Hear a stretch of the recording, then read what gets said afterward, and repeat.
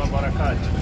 وعليكم السلام. الحمد لله رب العالمين والعاقبة للمتقين ولا عدوان إلا على الظالمين والصلاة والسلام على سيد الأنبياء والمرسلين نبينا محمد وعلى آله وصحبه ومن تبعهم بإحسان إلى يوم الدين. أما بعد، أهلا وسهلا مرحبا بكم.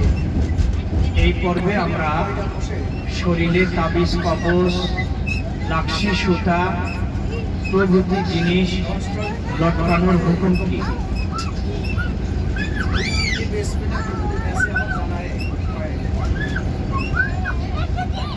শরীরে তাবিজ কবজ এগুলো লটকানো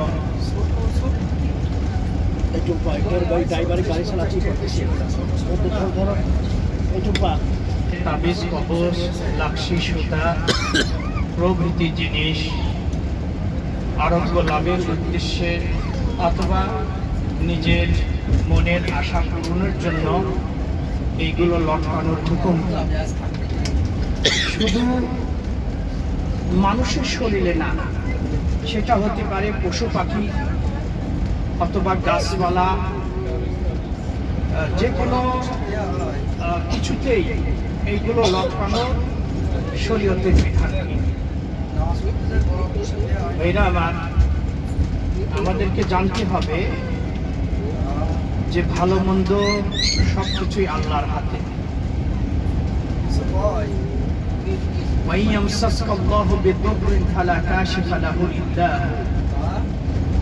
কাউকে যদি কোনো খারাপি, ক্ষতি, রোগ, বিসু, বিপদ আপদ স্পর্শ করে, তার থেকে পরিত্রাণ আল্লাহ ছাড়া কেউ দিতে পারে না। সুতরাং ক্ষতি, উপকার এগুলো সব আল্লাহ। আল্লাহ সুবহানাহু ওয়া তাআলা বান্দাকে বালা মুসিবত দিয়ে তিনি পরীক্ষা করে থাকেন। অসুখ বিসুখ, সেটা প্রাণ নাশের মাধ্যমে, সম্পদ ক্ষতির মাধ্যমে ইত্যাদি ভাবে আল্লাহ বান্দা থেকে পরীক্ষা নেয়। ওয়ালা নাবলুওয়ান্নাকুম বিশাইইম মিনাল খাউফি ওয়াল জু'i ওয়া নাকসিম মিনাল আমওয়ালি ওয়াল আনফুসি ওয়াস সামারাত ওয়া বাশশিরিস সাবিরিন। আল্লাহ বলেন অবশ্যই অবশ্যই আমি তোমাদেরকে পরীক্ষা করব। কি? ভয় ভীতি দিয়ে।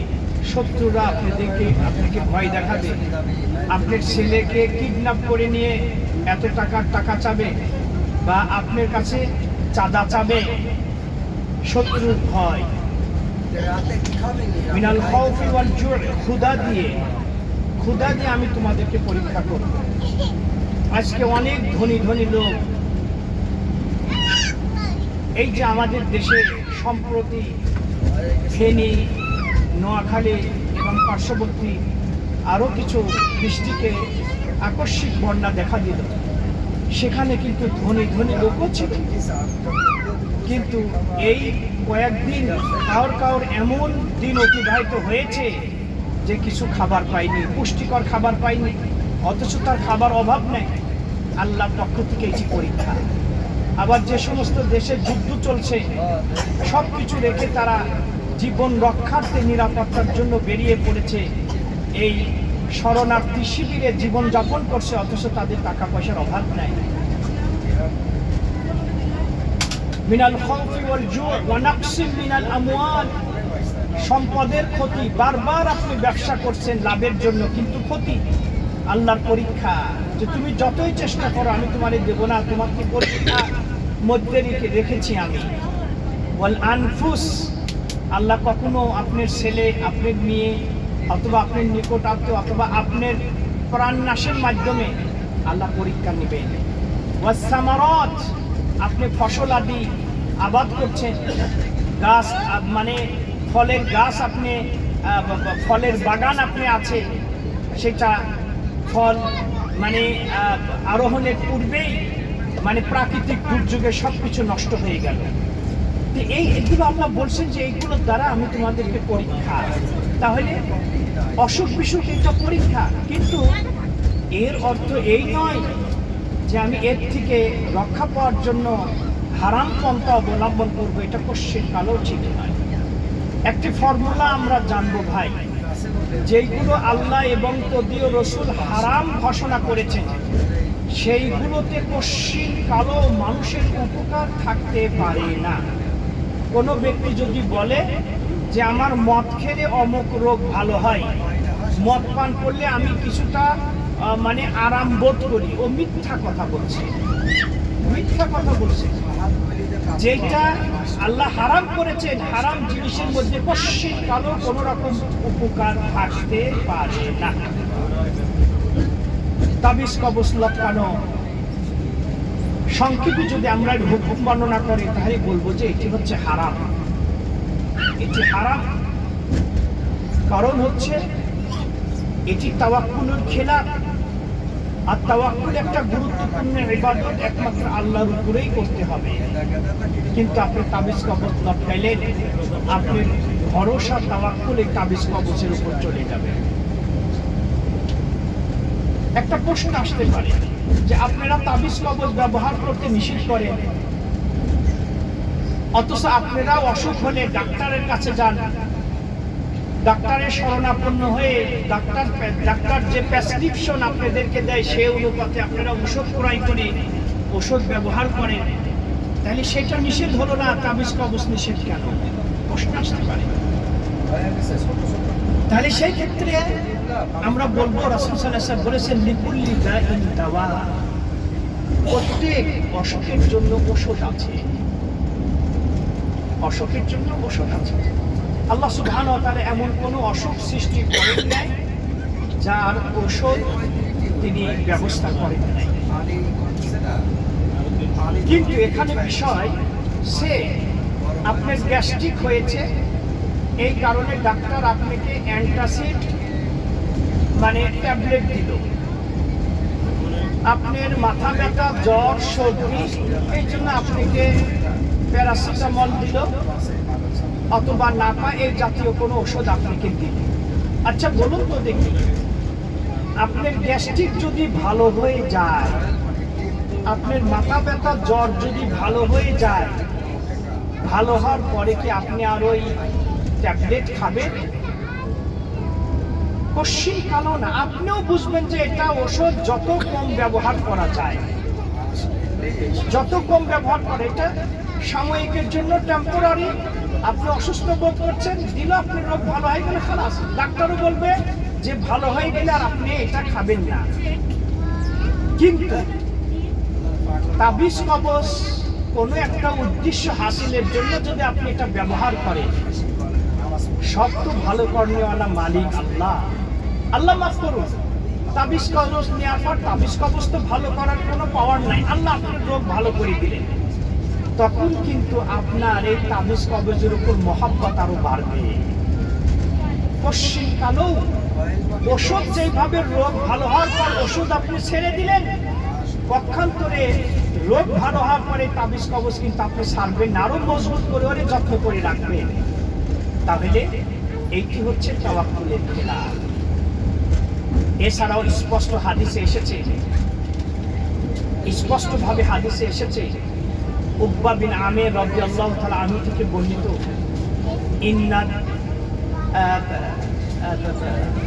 ইন্না তামাইমা ইন্না রুকা ওয়া তামাইমা ওয়া তিওয়ালা শিরকুন। এখানে রাসূল সাল্লাল্লাহু আলাইহি ওয়াসাল্লাম বলেছেন নিশ্চয় ঝাড়ফুঁক, তাবিজ কবজ এবং কাউকে বশে নিয়ে আসার জন্য আমল, এগুলো সব হচ্ছে শিরকির অন্তর্ভুক্ত। তবে কোরআন এবং সহিহ হাদিস থেকে আপনি যদি কাউকে ঝাড়ফুঁক করতে চান, এটা জায়েজ আছে, এটা জায়েজ আছে। কিন্তু কোরআন হাদিস ছাড়া আপনি ঝাড়ফুঁক করবেন, এটা শিরক। আল্লাহ আপনাদেরকে বাস্তব ঘটনা বলি, আমার এক পরিচিত লোককে খারাপ জিন আসর করেছে, খারাপ জিনের আসর। আমার এলাকায় একজন কবিরাজ আছে, হেমিয়াকে আমি কোনোদিন দেখিনি, কিন্তু আমি যে তাবিজ কবজের বিরুদ্ধে স্লোগান দিই হেমিয়া জানে। তা আমি একদিন গোপনে আমার দেখলো, হয়তো আমি ওকে দেখিনি, গোপনে দেখি কেমনি হচ্ছে ভূত ছাড়াই, জিন কিভাবে মানুষের শরীর থেকে তাড়ায়, কোন দোয়া করে কোন আমল করে, জাস্ট আমি এটা একটু দেখব। মাগরিবের পরে হেমিয়া ঝাড়ফুঁক শুরু করলো, আমি পাশে বসে আছি। কি যে ঝাড়ফুঁক করছে আল্লাহ জানে। যাই হোক, এক পর্যায়ে বলে ফেললো, হরি রাম হরি কৃষ্ণ, হরি রাম হরি, এই ঝাড়ফুঁক। তখন আমি ধরলাম, এই বেটা তুই হরি রাম হরি কৃষ্ণ বললো কেন? আজকে আমি তোর দেহি সামনে, তোর আমি এই কবিরাজগিরি আজকে দেখবো, তুই এসে এইটা করলো কেন? ভাই আপনি কে? আমি বললাম যে আমি অমুক। ও ভাই, আপনার নাম শুনেছি। আচ্ছা, এই হরি রাম হরি কৃষ্ণ কেন বললাম ভাই শুনুন, কারণ এর গায়ে যে ভূত আছে, জিন আছে, সে হচ্ছে হিন্দু। এ মুসলমান ভূতের ধরেনি, হিন্দু ভূতের ধরেছে। এই জন্য হরি রাম হরি কৃষ্ণ না বললে ও যাবে না। দেখছেন, কথা ওর রেডি থাকে, ওর কথা রেডি থাকে। এই সব মূর্খ লোকের কাছে লোক ঝাড়ফুঁক নেওয়ার জন্য যায়। পশ্চিম চেনে না, আরে একটু নাম কষ্ট হলো মুসলমান, আরে হিন্দু কবিরাজের কাছে মুসলমানরা ঝাড়ফুঁক নেওয়ার জন্য যায়। একটা কথা হলো।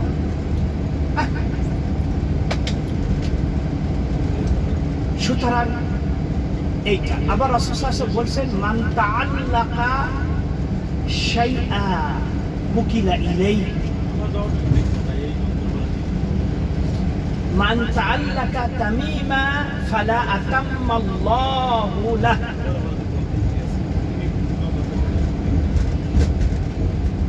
যে ব্যক্তি শরীরে কোনো কিছু লটকাবে, ওই দিকেই তাকে সাপোর্ট করা হয়, তার ভরসা ওই দিকেই চলে যায়। কেউ যদি তাবিজ কবজ লটকায় কোনো একটা উদ্দেশ্যে, তা আল্লাহ তার উদ্দেশ্য পূরণ করবেন না। সব সহিহ হাদিস। আর একটা হাদিস শুনুন স্পষ্ট, এটাও উকবা বিন আমের আর জুহানি রাদিয়াল্লাহু আনহু থেকে বর্ণিত। 10 জনের নিউ মুসলমান এর একটা টিম রাসূলের কাছে আসলেন। তারা নতুন মুসলমান হয়েছে, রাসূলের হাতে বায়াত গ্রহণ করবে। 10 সদস্য বিশিষ্ট একটা নও-মুসলিমের টিম। রাসূল আকরাম সাল্লাল্লাহু আলাইহি ওয়াসাল্লাম সকলেই হাত বাড়িয়ে দিচ্ছে। রাসূল ওর হাতের সাথে হাত হ্যান্ডশেক করে বায়াত নিচ্ছে।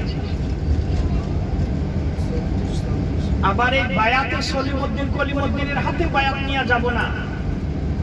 আপনি একে পীরের কাছে বায়াত নিলেন, আবার কোনো হেমিয়া দল গঠন করেছেন, সে আপনি বায়াত করাচ্ছে, এসব হচ্ছে ভুল। সে সহি আকীদা হোক, ভুল আকীদা হোক, সে যতই দাবি করুক আমি হচ্ছে মানে ওহীর বিধান ছাড়া কোনো কিছু মানি না, ভুয়া। আবার উনি একটা বলে, ওনার ছেলে আবার এগুলো সাপোর্ট করে, বাপের গুণ গায়। সুতরাং যিনি রাষ্ট্রপ্রধান, তার হাতে আপনি বায়াত নেবেন।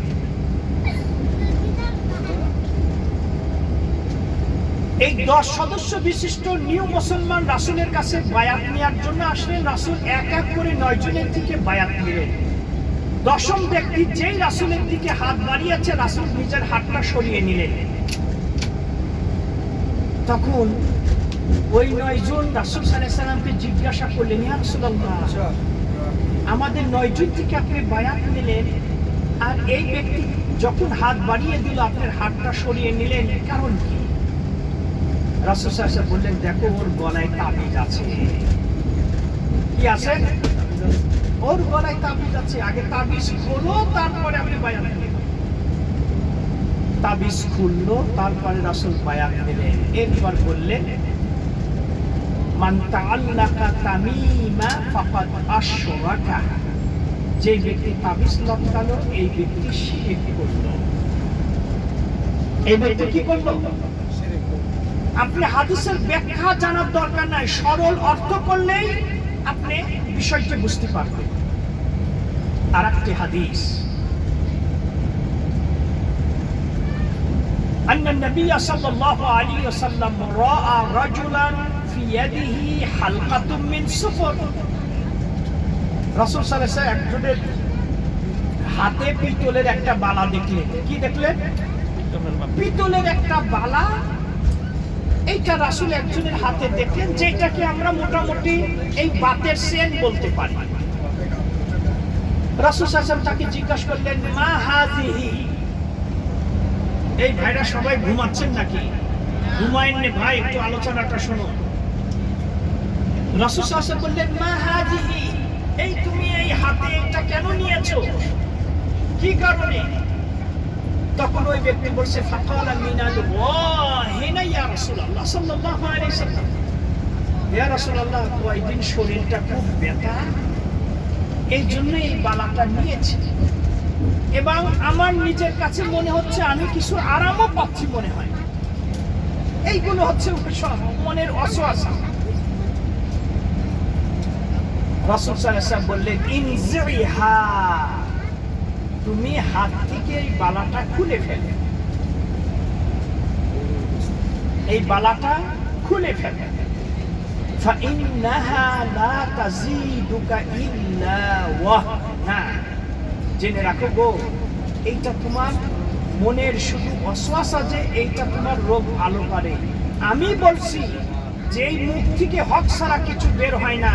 ওমা ইয়ানতিকু আনিল হাওয়া ইন হুয়া ইল্লা ওয়াহয়ু ইউহা, আমি ওহী ছাড়া কোনো কথা বলিনি গো।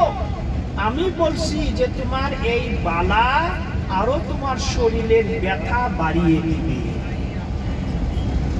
কি করবে? শরীরের ব্যথা আরো বাড়িয়ে দিবে। নাম্বার 1। নাম্বার 2 ক্ষতি হচ্ছে, ফাইন মুত্তা ওয়াহিয়া আলাইকা মা আফলাহতা আবাদা, আরো মারাত্মক। এই বালা ব্যবহার করা অবস্থায় যদি তোমার মৃত্যু ঘটে, তাহলে কিন্তু কিয়ামতের দিন তুমি সফল কাম হতে পারবে না, মানে তোমার জন্য জাহান্নাম নিশ্চিত। আমি 98-এ মদিনা ভার্সিটিতে স্টুডেন্ট ভিসায় এসেছিলাম। এরপরে 9 মাস পরে ছুটিতে গেলাম, আত্মীয় স্বজনের জন্য কিছু হাদিয়া নিয়ে গেলাম। আমার এলাকার এক ব্যক্তি আমার থেকে একটা জিনিস আবদার করলো, সম্পর্কে চাচা ভাই বললো যে ভাতিজা, আমার জন্য একটা বাতের সেন মদিনা শরীফ থেকে নিয়ে আসবা। কিসের সেন? বাতের সেন নিয়ে আসবা। এই বাতের সেনের মূল্য হয়তো 1 রিয়াল বা তার কম, বা হয়তো বা সর্বোচ্চ 2 রিয়াল হতে পারে। এই 2 রিয়ালের হাদিয়া দেওয়াটা বড় কথা না। বেচারা কয়েক বছর যাবত আমার কাছে এটা চেয়েছে, কিন্তু আমি নিয়ে যাই নাই। এখন প্রশ্ন হচ্ছে, এই যে বাতের সেন আমাকে নিয়ে আসতে বলল,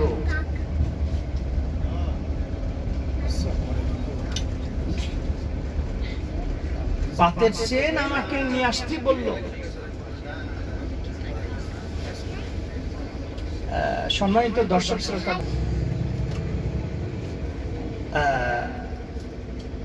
আমি এই চেন নিয়ে যাইনি এখন পর্যন্ত, কারণ ওয়ালা তাআওয়ানু আলাল ইসমি ওয়াল উদওয়ান, আল্লাহ বলছে খারাপ কাজে তোমরা একে অপরকে সহযোগিতা করো না। আমি জেনে বুঝে তারে এই বাতের চেন নিয়ে আমি পাপের কাজে সহযোগিতা করব, সেটা তো হতে পারে না। সে আমাকে যাই ভাবে, আমাকে বলতে পারে যে হে বকিল টকিল, যাই বলে বলো, এই ঠিক না। আর একটা হাদিস এসেছে, জাইনাব ইমরাআ আব্দুল্লাহ বিন মাসউদ রাদিয়াল্লাহু তাআলা আনহু, আব্দুল্লাহ বিন মাসউদের স্ত্রী জাইনাব, তিনি বলছেন যে আমার চোখের কিছু সমস্যা ছিল, তে এক ইহুদি মহিলা এসে আমার চোখে ঝাড়ফুঁক করত, এবং আমি জন্য কিছুটা আরামও পেতাম। সাহাবীর স্ত্রী। একদিন আমার স্বামী কিন্তু এইগুলো সহ্য করতে পারে না, তে হঠাৎ করে আমি ওই মহিলা দিয়ে ঝাড়ফুঁক করাচ্ছি, একটু বছরে স্বামী চলে আসলো। আসলে তার আসার কথা ছিল না, এই সময় সাধারণত আসবে না, কিন্তু এই মহিলা স্বামীর অজান্তে গোপনে এই কাজগুলো করে। তখন আব্দুল্লাহ বিন মাসুদের আশা দেখে ওই ইহুদি মহিলাটাকে তার স্ত্রী খাটের মধ্যে ঢুকাই দিল যে তুমি লুকাই থাকো, কারণ আমার স্বামী জানতে পারলে অবস্থা খারাপ। কতক্ষণ চুপ থাকবে, আওয়াজ আইবই, কতক্ষণ থাকা যায়। যাই হোক, হাতে নাতে ধরা হলো। তখন আব্দুল্লাহ বিন মাসুদ তার স্ত্রীকে বলছে, কেন এমনটি হলো? বলছে, আমি এটা আরাম পাই, কিন্তু তুমি এটা পছন্দ করো না, এই জন্য তোমার অজান্তে আমি এইগুলো করি।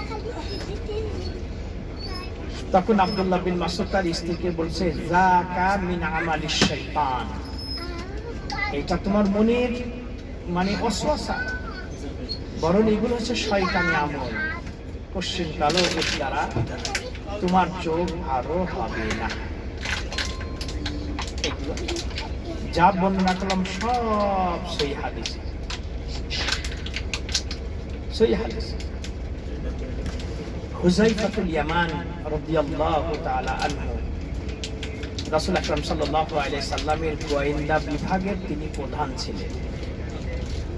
গোয়েন্দা বিভাগের প্রধান রাসূল সাল্লাল্লাহু আলাইহি সাল্লাম এক এক সাহাবীকে এক একটা মর্যাদা দান করেছিলেন। এই গোপন কথাগুলো আবু বকর, ওমর, উসমানের কেউ তিনি বলতেন না, অথচ এই মুনাফিকদের লিস্ট, এই গোপন তত্ত্বগুলো হুযায়ফার কাছে গচ্ছিত ছিল, আমানত ছিল। তাই তো রাসূল সাল্লাল্লাহু আলাইহি সাল্লামের মৃত্যুর পর আবু বকর রাদিয়াল্লাহু তাআলা আনহু যখন তার ধারণা অনুপাতে হয়তোবা আমি পাপ করে ফেলেছি, এই কারণে মনে হয় আমি মুনাফিকদের অন্তর্ভুক্ত, দৌড়ায় হুযায়ফার কাছে চলে আসতেন, এসে বলতেন, আমি কি, আমার নামটা কি মুনাফিকের মধ্যে আছে? রাসূল কি বলেছেন? দেখছে জান্নাতের সার্টিফিকেট প্রাপ্ত সাহাবী, অথচ এই আশঙ্কা করতেন, এই ভয় করতেন, যে আমার নামটা কি মুনাফিকদের মধ্যে আসছে, কোনো ভুল করলেই আর আমরা অহরহ গুনাহ করছি।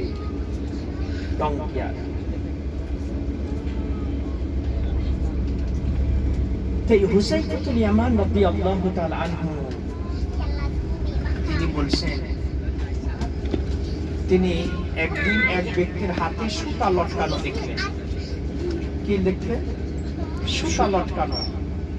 তারপরে বললেন, ওকে জিজ্ঞাসা করলেন যে এটা তুমি কেন নিয়েছো? বলছে যে জ্বরের কারণে নিয়েছি।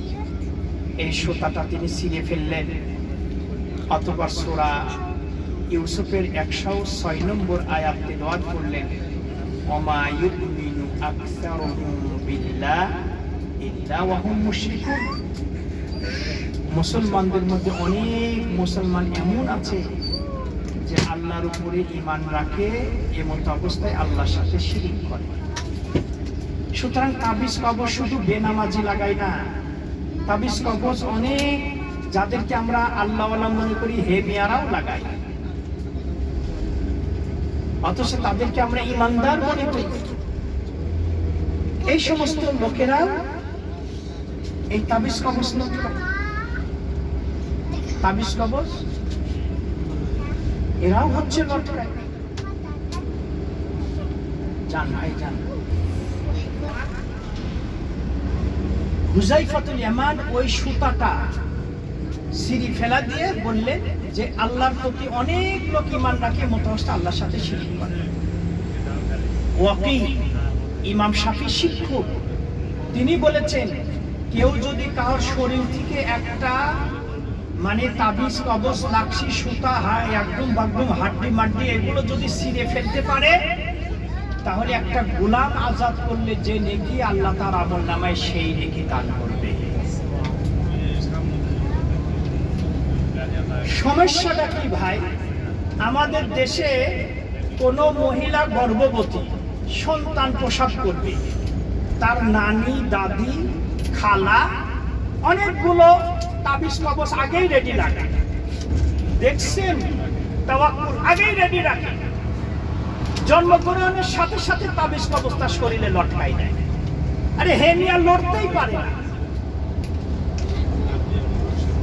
আচ্ছা ভাই, আমি সৌদি আরবে পড়াই দীর্ঘ 25 বছর যাবত আছি। বল্লাহি এই 25 বছরে কোন সৌদির বাচ্চার গলায় আমি তাবিজ দেখি। যে সমস্ত এই বাচ্চা কি মারা যাচ্ছে?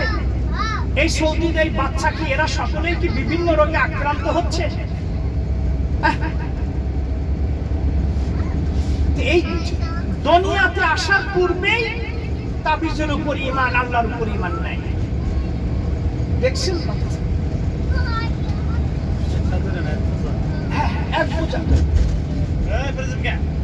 খালি প্রথমে আল্লাহর উপর আস্থা আমার চলে গেল, ওর তো রোগ বিষয় আরো বেশি হবেই তো ওর রোগ দেওয়ার মালিক আল্লাহ, ভালো করার মালিক আল্লাহ। সে আল্লাহকে আপনি আগেই খেপিয়ে তুললেন। আল্লাহর উপর আস্থা আপনার আগেই শেষ। আপনি এই তাবিজ কবজের উপর আপনার আস্থা গেল, ওর রোগ তো আরো বাড়বে। সাবধান। বাচ্চার মাকে বলবেন সকাল বিকাল ঝাড়ফুঁক দিতে, এবং সন্ধ্যা হয়ে গেলে সমস্ত ঘরের দরজা জানলা বন্ধ করে দিবেন, কারণ এই সন্ধ্যার সময় শয়তান ঢোকে। সন্ধ্যার আগ দিয়ে কোনো জানলাকে খোলা রাখবেন না, জানলা বন্ধ করবেন।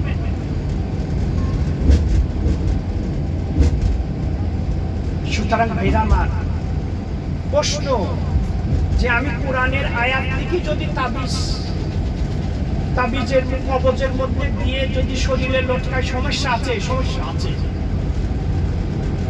কারণ ইব্রাহিম নাকাই রাহিমাহুল্লাহ মিন কিবারিত তাবিঈন, তিনি বলছেন কানু ইয়াকরাহুনা তামাঈম মিনাল কুরআন ওয়া গায়রি।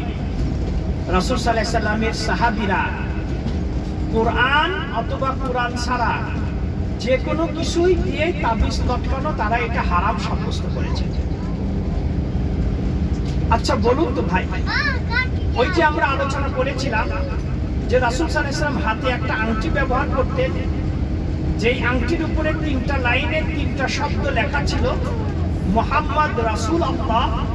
যেহেতু আল্লাহ শব্দ ছিল, তাই তিনি বাথরুমে যাওয়ার পূর্বে আংটিটা খুলে রাখতেন। আর আপনি এই তাবিজ লটকালেন, এর দ্বারা স্ত্রী সহবাস করবে। আপনি শরীরে তাবিজ লটকাই বাথরুমে যাবেন। আপনি শরীরে তাবিজ লটকাই হয়তো তাবিজের নিচে আপনি ঘুমাচ্ছেন, কোরআনের উপরে আপনি ঘুমাচ্ছেন। এটা কোরআনকে অবমাননা করা হয় না? আল্লাহর কালামকে কি আপনি অবমাননা করলেন না? আবার ছোট্ট কোরআন আছে 30 পারার ছোট্ট, এটা কবজের মধ্যে নিয়ে অনেকেই রাখে। সুতরাং এক কথাই বলবো ভাইরা আমার, শরীরে কোনো কিছু লটকানো কি জায়েজ নাই। আপনি কি বিনা হিসাবে জান্নাতে যেতে চান? তাহলে হাদিস শুনুন। রাসূল সাল্লাল্লাহু আলাইহি ওয়াসাল্লাম একদিন সাহাবীদেরকে বললেন, আমার উম্মতের মধ্যে থেকে 70,000 উম্মত বিনা হিসাবে জান্নাতে চলে যাবে। এদের কোনো হিসাব নাই, বিনা হিসাবে আল্লাহ বললেন জান্নাতে যাও। রাসূল সাল্লাল্লাহু আলাইহি ওয়াসাল্লাম এই কথাটা বলে বাসায় চলে গেলেন। কিছু বিরতি দিলেন, সাহাবীদের মধ্যে কানা ঘোষাঘুষি শুরু হয়ে গেল। আরে 70,000 মনে হয় আমরা সাহাবীরা। আবার কেউ বললেন যে না, এটা শুধু আনসারী সাহাবী। আবার বললেন মুহাজির সাহাবী। নানা জল্পনা কল্পনা। এই 50-60-70,000 লোক কারা, তারা আলোচনা শুরু করে দিলেন। কিছুক্ষণ পর রাসূল সাল্লাল্লাহু আলাইহি ওয়াসাল্লাম আবার ওই মাজলিসে উপস্থিত হলেন। বললেন, শোনো, এই 70,000 যারা বিনা হিসাবে জান্নাতে যাবে তারা কারা? যাদের মধ্যে 4টা গুণ আছে। কয়টা গুণ? 4টা গুণ, বেশি না ভাই। নাম্বার 1, ইন্নাহুম লা ইয়াস্তারকুন, তারা কাউকে বলবে না যে ভাই আপনি আমাকে ঝাড়ফুঁক করুন। কথাটা ভালো করে বুঝেন। আমরা আগে আলোচনা করলাম, কোরআন এবং সহিহ হাদিস থেকে যদি দোয়া পড়ে আপনি কাউকে ঝাড়ফুঁক করতে পারেন, জায়েজ আছে। কিন্তু এইখানে বিনা হিসাবে যদি আপনি জান্নাতে যেতে চান, তাহলে আপনি নিজের পক্ষ থেকে কাউকে বলবেন না যে আমাকে ঝাড়ফুঁক করুন। কিন্তু আপনি অসুস্থ, আমি আপনাকে দেখতে গেলাম, আপনার অনিচ্ছা সত্ত্বেও যদি আমি আপনাকে কোরআনের আয়াত দোয়া কালাম করে যদি আপনি কিছু ঝাড়ফুঁক দিই, সান্ত্বনা দিই, এইটা কিন্তু এই আওয়াজটাই করবেন, কারণ আপনার ইচ্ছা, আপনি অনিচ্ছা সত্ত্বেও আমি দিলাম। এখানে প্রশ্ন হচ্ছে লা ইয়াস্তারকুন, নিজেরা নিজের পক্ষ থেকে কাউকে বলবে না যে আপনি আমাকে ঝাড়ফুঁক করুন। নাম্বার 1 গুণ। নাম্বার 2 লা ইয়াস্তারকুন ওয়ালা ইয়াতাতায়্যারুন, তারা হচ্ছে পাখি উড়িয়ে ভাগ্য নির্ণয় করবে না। বড় বড় শহরগুলোতে টিয়া পাখি, ওই কিছু ভণ্ড কবিরাজেরা, এরা ওই একটা টিয়া পাখি নিয়ে কিছু চিঠি নিয়ে একটা বাক্স নিয়ে বসে থাকে। আর এই পুরা কপাল, এই পাগলা কিছু মুসলমানেরা এর কাছে যায় ভাগ্য নির্ধারণ করতে। ওই চিঠিতে আগডুম বাগডুম কিছু লেখা থাকে, ওই টিয়া পাখি মুখে করে চিঠিটা নিয়ে আসি হে মেয়ারে দেয়। এবার চিঠিতে বিভিন্ন কথা লেখা থাকে, হাই আপনি তো 2টা বিয়ে করবেন। পরের থেকে ওর স্ত্রীর ঘুম হারাম। আরে ভাই, আপনি তো 5-6টা বিপদ, কয়েকটা চলে গেছে, আরো বড় বড় সামনে আছে, হাত আনজানি। আরে বিপদ তো মানুষের জীবনে আসে। আরে ভাই, মনে হয় আপনি অনেক সম্পদের মালিক হইবেন, অপেক্ষা করতেছে, টাকা শুধু যে কোনো সময় এসে যাবে। দেখছেন কত টাকা দিতে হবে? আর 100 টাকা। আরে আমি স্বপ্ন দেখছেন আমি অনেক টাকার মালিক হচ্ছে, 100 টাকা দিয়ে আপনি সমস্যা নাই, সমস্যা।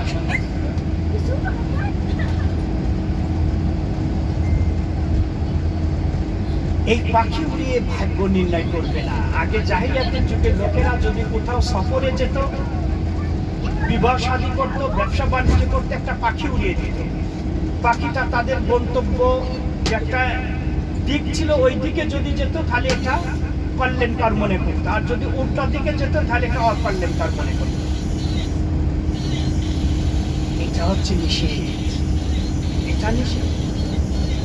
অথবা ইয়াতাতায়্যারুনের অর্থ হচ্ছে কোন ব্যক্তিকে আপনি অশুভ মনে করবেন। আপনি এক মহিলার বিয়ে করলেন, বিয়ে করার আগে আপনার আর্থিক সচ্ছলতা ভালোই ছিল, ব্যবসা বাণিজ্য ভালোই ছিল। এই মহিলাকে বিয়ে করার পর আপনার ব্যবসা বাণিজ্য কিছুটা ডাউন। আপনার মা এবার বলতে লাগলো, আরে তুই অলক্ষণীর মায়ের ঘরে নিয়ে আসছস। দেখছেন, তুই একটা খারাপ মহিলা, অলক্ষণী, এটা লক্ষণী না, এটা অলক্ষণী মহিলারে তুই ঘরে নিয়ে আসছস, এই জন্য তোর ব্যবসার এই কন্ডিশন। তাড়াতাড়ি এনে তালাক দিয়ে, তোর ব্যবসা মানে অল্প ক্ষতি হচ্ছে, বেশি ক্ষতি হওয়ার আগে এনে তালাক দিয়ে। দেখছেন কথা, এই মহিলাটারে অশুভ মানত হতো।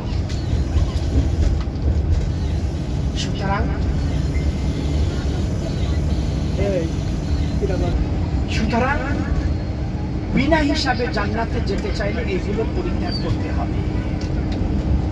নাম্বার 2। নাম্বার 3, ওয়ালা ইয়াক্তাবু। ওয়ালা ইয়াক্তাবুনের অর্থ হচ্ছে এই, রাসূল সাল্লাল্লাহু আলাইহি সাল্লামের যুগে যদি কোনো ব্যক্তির কোথাও কেটে যেত, অথবা কোনো পশুর যদি কোথাও কেটে যেত, একটা লোহা আগুনে জ্বালাইতো, জ্বালানোর পর ওই লোহা, ওই মানে এই গরম লোহা দিয়ে আগুনে সেক দিয়ে তারা চিকিৎসা গ্রহণ করত। রাসূল সাল্লাল্লাহু আলাইহি সাল্লাম এই পদ্ধতি, সাল্লাল্লাহু আলাইহি ওয়াসাল্লাম এইটাকে নট বলেছেন যে এই সিস্টেমে ট্রিটমেন্ট করা যাবে না। কয়টা গেল? 3। তারা ঝাড়ফুঁক স্বেচ্ছায় কাহর থেকে কামনা করবে না। তারা পাখি উড়িয়ে ভাগ্য নির্ণয় করবে না, অথবা কোনো কিছুকে অশুভ মনে করবে না। আপনি কোথাও সফরে যাচ্ছেন, হোঁচট খেলেন, এই আজকে তোমার যাওয়াটা ঠিক হবে না, এইটা ঠিক হবে না। এরপরে পরীক্ষার সময় ছাত্র পরীক্ষা দিতে যাবে, এই ডিম খাওয়া যাবে না, তাহলে তুমি পরীক্ষায় গোল্লা পাইবা, কারণ ডিমটা গোল। এই শনিবারের দিন বাঁশ কাটা যাবে না, আমাবস্যার রাত্রে বিবাহ শাদী করা যাবে না, অমুক মাসে বিয়ে দেওয়া যাবে না। এই বেহেশতে যাওয়ার মাকসুদুল মুমিনিন, এই সমস্ত ঈমান বিধ্বংসকারী কিতাব পড়বেন, জুমার দিনে স্ত্রী সহবাস করা যাবে না। আরে এটা কিতা কথা, কিতা কথা এটা। সুতরাং এসব হচ্ছে, এই বইগুলো একসময় অনেক মুসলিমের বাড়িতেই ছিল। এগুলো ঈমান বিধ্বংসকারী। কিছু ভালো আছে, ম্যাক্সিমামই খারাপ লোকজন বোঝে না। সুতরাং 2 নম্বর গুণ এই সমস্ত অশুভ মনে। একজন লোক যদি না খেয়ে থাকে, রাত্রি যদি চাউল ধার করতে যায় না, রাত্রে চাউল দেওয়া যাবে না, রাত্রির চাকাতে ধার দেওয়া যাবে না। রাত্রে খাওয়ার পরে ওই পানিটা ফেলানো যাবে না, সকালে ফেলতে হবে। কত নিবেন আপনি? আমার একটা বই আছে, সৌভাগ্যের চাবিকাঠি, সেখানে প্রায় 20-25টা এইভাবে লেখা আছে। বইটা সংগ্রহ করবেন, যে সৌভাগ্যের চাবিকাঠি এগুলো উল্লেখ করা হয়েছে। তো এইগুলোকে, এই সবগুলোকে মানে অশুভ মনে করা, এটা হচ্ছে ঠিক নয়।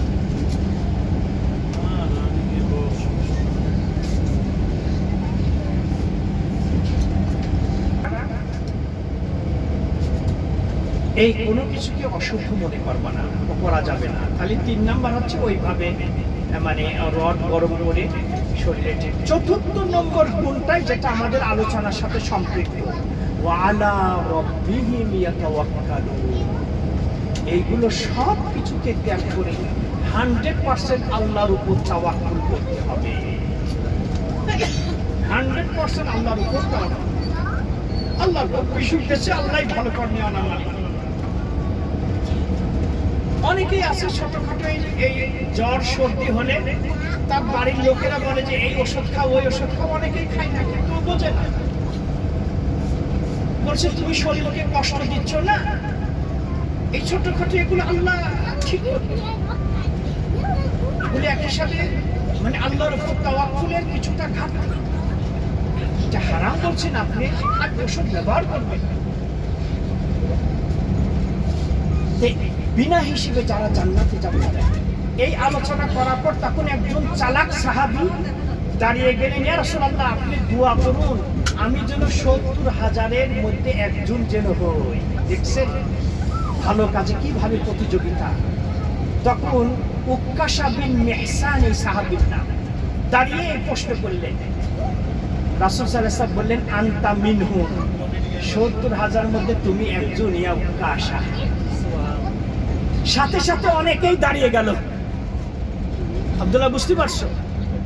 তখন রাসূল বলছেন, না আর হবে না, শুধু একজনের জন্যই আল্লাহ আমাকে এই পাওয়ার দিয়েছিলেন, সেটা তোমাদের ভাই উক্কাশা বিন মিহসান সৌভাগ্যবান হয়ে গেছে, আর কারোর জন্য এইভাবে বলা বলা। এখন তোমরা আমল করো, সাধনা করো। ফাস্তাবিকুল খায়রাত, ভালো কাজের প্রতিযোগিতা করা, লেট না করা, লেট না করা। সময় পেয়েছেন আপনি উমরা করে আসুন।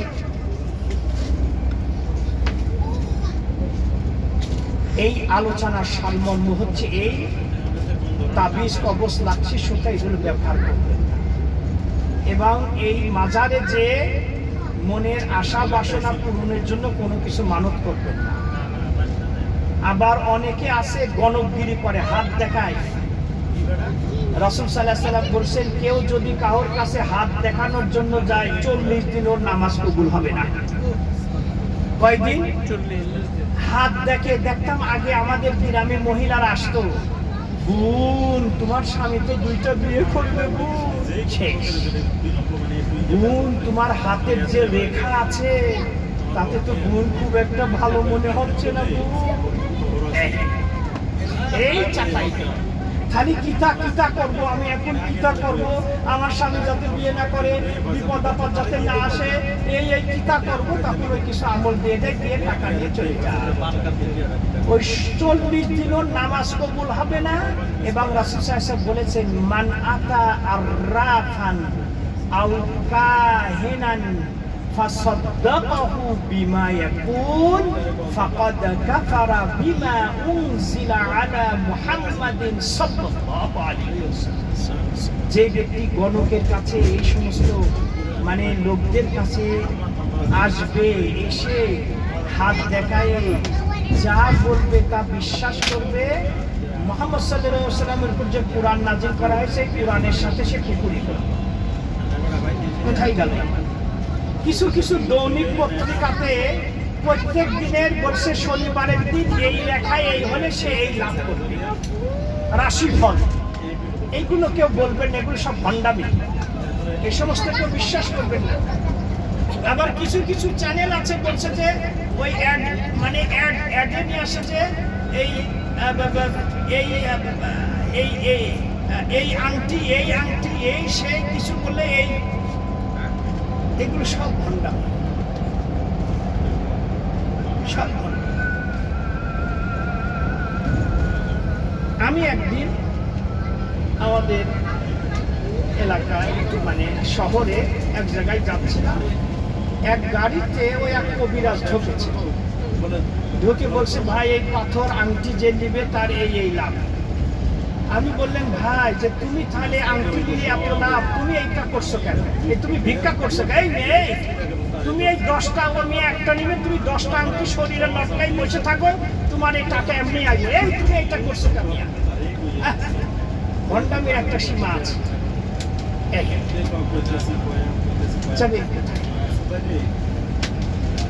সুতরাং ভাইরা আমার, শরীরে কোনো কিছু লটকায়, এগুলো সব বলছে যে আমার হঠাৎ করে ভয় হয়। এই আমাকে অনেক বোনেরা এই দেশে কাজ করার জন্য আসে, ওই তাবিজ কবজ নিয়ে আসে। অনেক সৌদি আমাদের কাছে রিপোর্ট করে, এই তাবিজ আবার আমাদের অফিসে নিয়েও আসে। দেখো ওই তাবিজগুলোর মধ্যে কি লেখা আছে, ওরা মনে করছে জাদু করছে আমাদের। এই জন্য এরা ভয় পায়, জাদু জাদু এরা খুব ভয় পায়। তো এই জন্যই প্রথমে জিজ্ঞাসা করে যে এর কাছে তাবিজ কবজ আছে নাকি। বিদেশে আসেন তাও তাবিজ কবজ, এক জাতি তাবিজ কবজ নিয়ে আসে।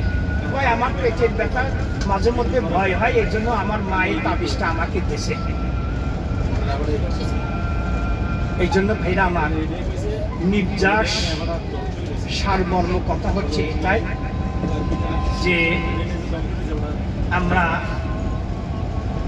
এই তাবিজ কবজ এইগুলো কোনো কিছুই ব্যবহার করব না।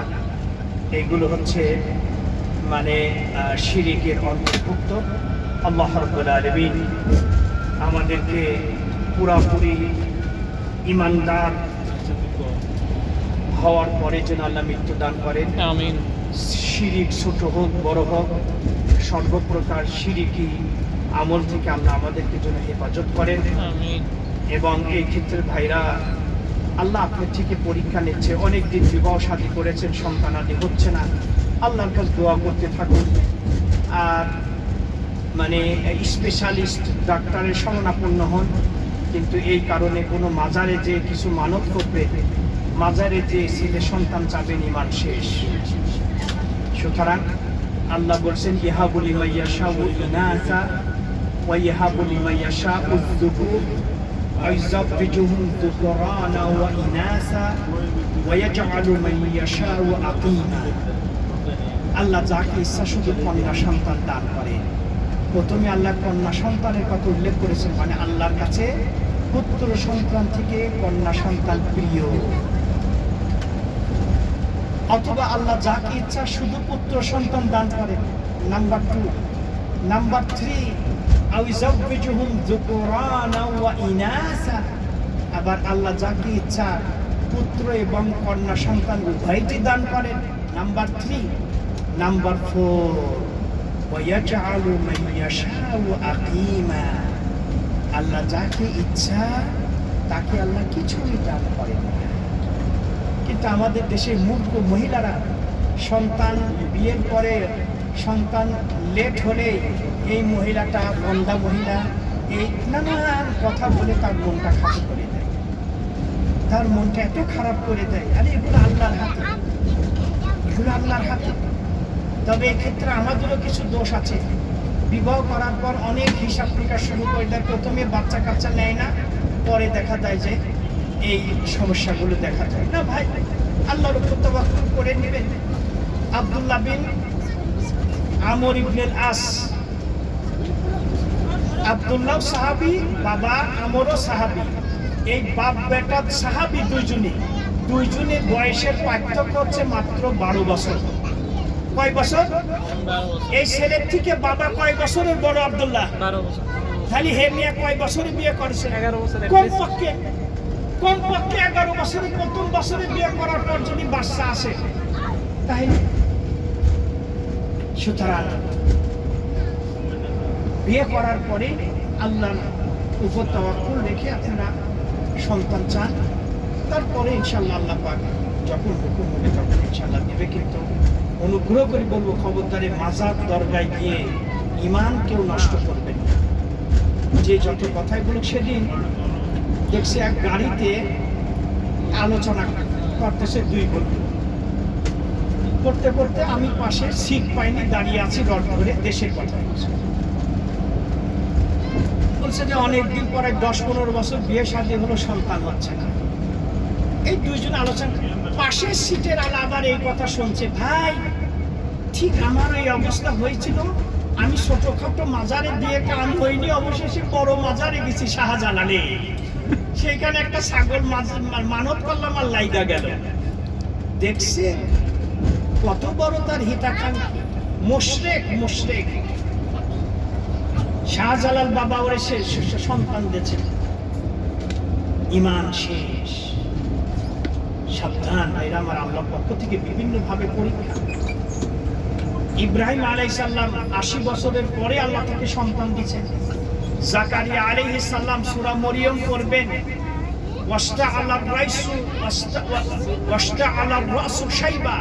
সমস্ত মাথার চুল পেকে গেছে, তবু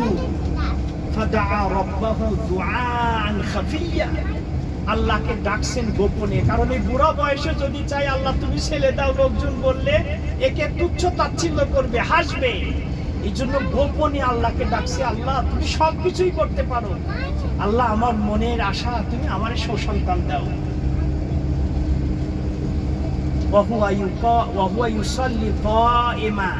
দাঁড়িয়ে নামাজ পড়তেছিলেন মেহরাবে, এই সময় ফেরেশতা এসে সুসংবাদ দিচ্ছে যে জাকারিয়া, আল্লাহ আপনার ইয়াহিয়া নামক সুসন্তান দান করবে।